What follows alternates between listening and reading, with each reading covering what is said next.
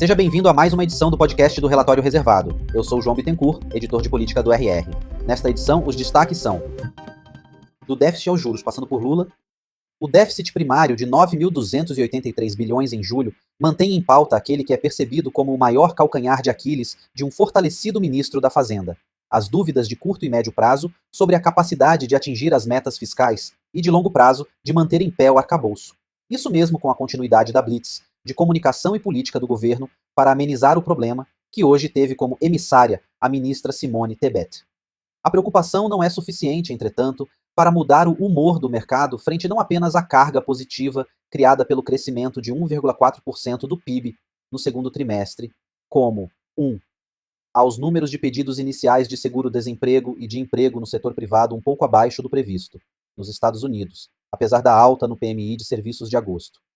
O cenário mantém a certeza de que o Fed vai baixar os juros esse mês. 2.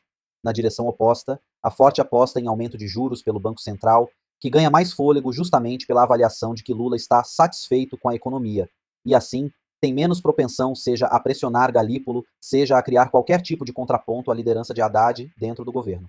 A sexta-feira marcará uma nova rodada de estimativas e movimentos, menos até pelo Brasil, a princípio, do que pela divulgação do payroll de agosto nos Estados Unidos. Nunes resiste em São Paulo. A nova pesquisa Datafolha sobre as eleições municipais tem como maior vencedor o prefeito Ricardo Nunes. Não porque sua posição seja tranquila, já que disputa voto a voto com Pablo Marçal, enquanto Boulos, embora tenha muitas dificuldades para ampliar seu eleitorado, mantém-se numericamente à frente e sem concorrentes à esquerda. Nunes, entretanto, resiste ao que ameaçava ser uma onda de Marçal sobre o seu eleitorado e todo o campo bolsonarista, o que poderia matar antecipadamente a sua campanha. O resultado é que continua a ser um candidato competitivo, evita que o próprio ex-presidente abandone a sua candidatura e fortalece a posição, e o cacife de Tarcísio de Freitas.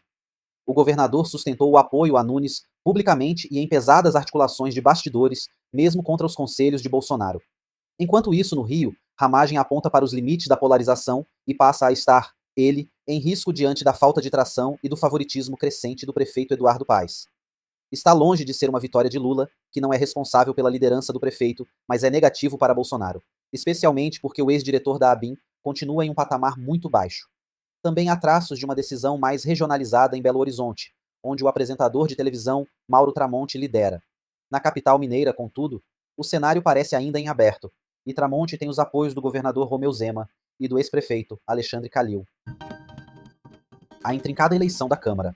A possível ascensão de uma candidatura conjunta de PSD e União Brasil, contra o nome de consenso entre Lula e Lira, Hugo Mota, do Republicanos, mostra que a questão está bem mais em aberto do que o presidente da Câmara gostaria. Apesar da empolgação, entretanto, a chapa ainda corre por fora e pode acabar servindo como manobra para que os dois partidos ganhem força de composição, ou ser inviabilizada pelas costuras de Lira com um apoio discreto, mas decisivo, do governo. Seria o cenário mais provável, no momento. Ao mesmo tempo, se o movimento de PSD e União Brasil ganhar corpo em torno de Antônio Brito, o Planalto pode acabar vencedor em qualquer o cenário, desde que consiga o difícil trabalho de não se indispor abertamente com ninguém. Isso porque o deputado era, até pouco tempo, o nome preferido dos governistas.